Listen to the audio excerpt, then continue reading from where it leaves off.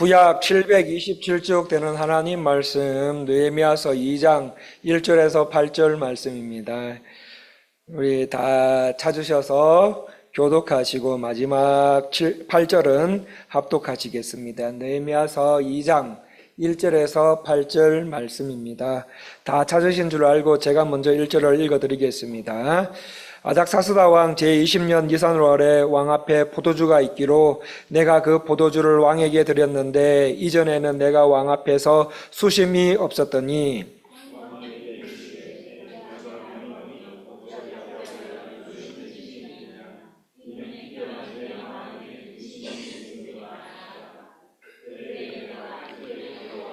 왕께 대답하되 왕은 만세수를 하옵소서. 내 조상들의 묘실이 있는 성읍이 이제까지 황폐하고 성문이 불탔사오니 내가 어찌 얼굴에 수심이 없사오리까 하니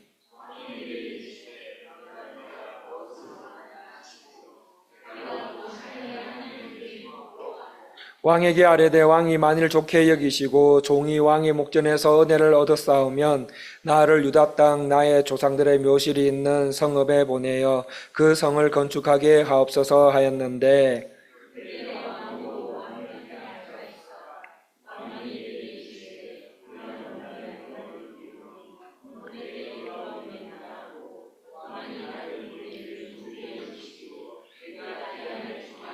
내가 또 왕에게 아뢰되 왕이 만일 좋게 여기시거든 강서쪽 총독들에게 내리시는 조서를 내게 주사 그들이 나를 용납하여 유다에 들어가기까지 통과하게 하시고 그가 성전에 속한 영문의 문과 성곽과 내가 들어갈 집을 위하여 들보롯을 제목을 내게 주게 하옵소서 하매 내 하나님의 선한 손이 나를 도우심으로 왕이 허락하고 아멘. 영국의 대표적인 복음주의 목회자이자 조술가인 마이어 목사님이 배를 타고 대서양을 건널 때였습니다. 긴 여행 중에 목사님을 알아본 그 성객들이 선상 예배를 요청했습니다. 그래서 목사님은 수락했고 기도의 응답이라는 제목으로 설교를 했습니다.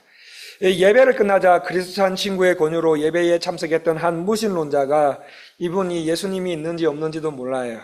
그 한 무신론자가 나는 절대로 기도응답이라는 것을 믿지 않아 라고 말하고는 가판위를 걷다가 한 부인이 창백한 얼굴로 의자에 반쯤 기댄 채 앉아있는 모습을 보게 됩니다. 그러자 갑자기 그 무신론자가 부인의 풀린 양손에 오렌지 2개를 꼭 쥐어주었습니다. 그 모습을 본 크리스찬 친구가 그 무신론자의 친구에게 아는 사람이야? 라고 묻자 아니 모르는 사람이다 라고 했습니다. 그리고 둘은 한동안 가판리를 걸어 다니다가 다시 그 부인 곁을 지나게 되었습니다. 그런데 그때 그 부인이 무신론자가 아까 준 오렌지를 맛있게 먹고 있었습니다. 그래서 무신론자는 그 부인에게 오렌지 맛있게 드시네요 라고 인사를 건넸습니다. 그러자 부인이 대뜸 이렇게 말합니다. 하나님을 찬양합니다 라고 말합니다. 그러자 이 무신론자는 정색을 하면서 부인, 그 오렌지는 제가 준 것입니다. 그런데 왜 하나님을 찬양합니까? 그러자 부인이 그렇군요. 당신이 바로 기도 응답의 도구였군요.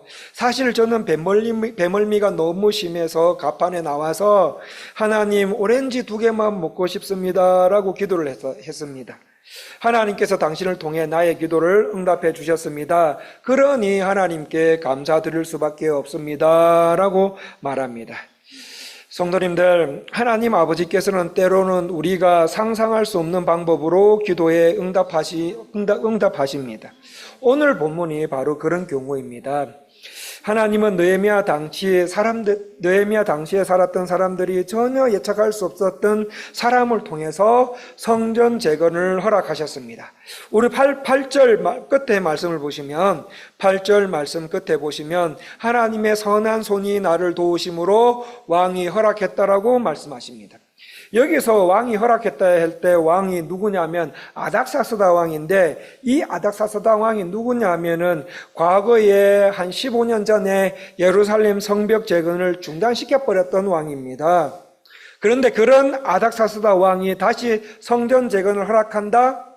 왕 자신이 직접 했던 말을 다시 번복한다는 것은 당시 고대 근동사회에서는 있을 수가 없는 일입니다. 그런데 있을 수도 없는 일이 일어난 겁니다. 무엇 때문입니까? 하나님께서 도우셨기 때문이에요. 하나님께서 누구를 도우셨습니까? 기도하는 사람입니다. 하나님은 기도하는 사람을 도우십니다. 하나님께서는 120일간 금식하며 기도했던 느헤미야의 기도를 사용하셨던 것이었습니다. 여러분, 기도할 때 반드시 응답이 있습니다. 기도할 때 놀라운 하나님의 역사를 경험하실 수가 있습니다. 그러므로 성도님들 기도하셔야 됩니다. 기도는 자주 할수록 좋다 이거예요. 제가 존경하는 조나단 에드워즈 목사님은 하루에 5번씩 기도를 하셨고, 미국의 대통령이었던 아브라함 링컨은 자신이 일하는 집무실 백악관을 기도방으로 만들어 버릴 정도로 기도를 자주 많이 깊이 했던 인물입니다. 우리가 아무리 바빠도 한 나라 대통령보다 바쁘겠습니까? 느헤미야나 링컨이나 조나단 에드워드라는 목사님뿐만 아니라 전 세계의 하나님의 도우심을 받는 사람들은 기도를 자주 많이 깊이 기도를 시도했던 사람들이었습니다. 하나님께서 도움을 주시기 원하는 사람들에게 어떻게 하신다고요? 하나님은 도움을 주시기 원하는 사람들에게, 주의 사람들에게 자주 깊이 기도하게 하시는 것 같습니다. 그들은 기도와 묵상을 통해서 하나님의 탁월한 영광을 맛봤고 예수님의 아름다우심과 하나님의 놀라운 역사를 맛본 사람들입니다. 그렇다면 왜 기도하는 사람이 하나님의 역사를 경험하게 됩니까? 첫 번째, 기도할 때 하나님의 때를 분별할 수가 있기 때문입니다. 여러분, 우리가 신앙생활 하다 보면 우리가 생각하는 때와 하나님의 때가 다를 경우가 있습니다. 우리는 당장 우리의 필요대로 기도 응답해 주셨으면 좋겠는데 하나님은 아니야, 때를 기다리라고 하실 때가 있습니다. 그러기에 하나님의 역사를 경험하려면 무엇보다도 하나님의 때를 분별할 줄 알아야 됩니다. 오늘 말씀 본문 1절을 제가 읽어드리고 2절은 다 같이 한 번만 읽어보도록 하겠습니다. 1절을 먼저 제가 읽어드리겠습니다. 아닥사스다 왕 제20년 니살월에 왕 앞에 포도주가 있기로 내가 그 포도주를 왕에게 드렸는데 이전에는 내가 왕 앞에서 수심이 없었더니 왕이 내게 이르되 내가 병이 없거늘 어찌하여 얼굴에 수심이 있느냐, 이는 필연 내 마음에 근심이 있음이로다 하더라. 그때에 내가 크게 두려워하여. 이 말씀은 잔치를 배설한 아닥사스다 왕에게 느헤미야가 포도주를 드리는 장면입니다. 그런데 느헤미야가 수심이 가득한 얼굴로 왕 앞에 나갔습니다. 여러분, 술 맡은 관원장이 걱정 가득한 얼굴로 왕 앞에 나가는 것은 그 당시에는 굉장히 위험한 행동이었습니다. 왜냐하면 왕에게 술에 독을 타서 탔을지도 모른다는 괜한 의심을 받기에 충분했기 때문입니다. 다시 말해서 느헤미야는 죽음을 각오하고 수심 가득한 얼굴로 아닥사스다 왕에게 나아갑니다. 이유는 아닥사스다 왕이 잔치를 배설하고 그 잔치에서 참석자의 소원을 들어주는 이벤트가 있었거든요, 당시에는. 그 이벤트가 있었는데 그 이벤트가 바로 하나님의 때라고 생각했기 때문이었습니다. 그래서 이 기회를 놓치지 않기 위해서 목숨 걸고 나가 왕의 관심을 사고자 한 것이었습니다. 그러자 정말 왕이 수심이 가득한 이유를 느헤미야에게 물었고 이를 통해 드디어 성벽 재건의 길이 열리게 됩니다. 우리 하나님 정말 예상치도 못한 곳에서 기도 응답하시는 것 같지 않습니까? 그리고 하나님의 때가 바로 이때라는 것을 느헤미야는 알고 있었습니다. 어떻게 알고 있었습니까? 바로 120일간의 금식기도, 120일간의 금식기도, 낮에는 먹지 않고 밤에는 약간 먹는 종류의 금식기도가 120일 동안 있었기 때문입니다. 성도님들, 하나님의 때를 알고 싶으십니까? 그러면은 기도하십시오. 꾸준히 기도할 때 우리는 하나님의 때를 놓치지 않고 역사하시는 하나님을 경험하게 되실 것입니다. 두 번째, 왜 기도하는 사람만이 하나님의 역사를 경험하게 됩니까? 기도할 때 하나님의 청사진이 그려지기 때문입니다. 정말일까요? 6절 말씀 다 같이 한번 읽어보겠습니다. 6절 말씀 다 같이 읽기를 시작하겠습니다. 그때에 왕후도 왕 곁에 앉아 있었더라. 왕이 내게 이르시되 네가 몇 날에 다녀올 길이며 어느 때에 돌아오겠느냐 하고 왕이 나를 보내기를 좋게 여기시기로 내가 기한을 정하고. 왕이 성벽 재건을 요청하는 느헤미야에게 무엇을 묻고 있습니까? 느헤미야야, 네가 몇 날에 다녀올 길이며 네가 어느 때에 돌아오겠느냐라고 묻고 있습니다. 한마디로 느헤미야에게 성벽 재건에 대한 청사진, 즉 구체적인 성벽 재건에 대한 구체적인 계획이 있느냐라고 물었던 것이었습니다. 느헤미야, 성벽 재건하러 예루살렘에 간다고? 가기 원한다고? 그러면 어떤 계획으로 성벽 재건할 것인지 말해보라. 이렇게 왕후가 말했을 때, 여러분, 왕과 왕후 앞에서 느헤미야가 왕이시여, 미참 제가 거기까지 생각 못했는데요. 가봐야 알 것 같습니다. 이렇게 대답했다면 어떻게 됐겠습니까? 성전 재건은 여기서 끝나는 거예요. 그런데 놀랍게도 느헤미야는 왕의 말이 떨어지기 무섭게 어떻게 합니까? 잠깐 하나님 앞에 묵도하고 기도하고, 그 속에 하나님 어떻게 할까요? 하나님 지혜 주세요 하면서 왕의 말이 떨어지기가 무섭게 잠깐 하늘을 향해서 묵도하고 어떻게 합니까? 성벽 재건 공사 기한부터 예루살렘까지 갈 때 방해 세력들을 차단하고자 하기 위한 조서들, 성전 옆에 있는 성체 문짝과 성벽과 심지어 자기가 살 집을 짓기 위해 필요한 목재들까지, 재료들까지 하나하나 꼼꼼하게 성벽을 재건하기 위한 구체적인 계획들을 이미 준비하고 있었던 것이었습니다. 여러분, 느헤미야는 술관원이에요. 오늘날로 말하면 비서실장입니다. 그렇게 나라 일 보느라고 굉장히 바쁜 시간을 느헤미야는 보냈을 것 같은데, 느헤미야는 어떻게 이런 청사진까지 준비할 수 있었습니까? 그것 또한 기도가 있었기 때문이었습니다. 느헤미야는 기도를 통해 성벽 재건에 대한 하나님의 계획을 알았고, 그 계획을 따라 준비할 수 있도록 하나님의 선한 손이 느헤미야를 도우셨기 때문이었습니다. 그래서 우리가 어떤 일을 하지 않습니까? 교회에서 어떤 일을 시작하고 또 사회에서 어떤 일을 시작하기 전에 가장 먼저 기도를 자주 많이 깊이 해야 하는 이유가 여기 있습니다.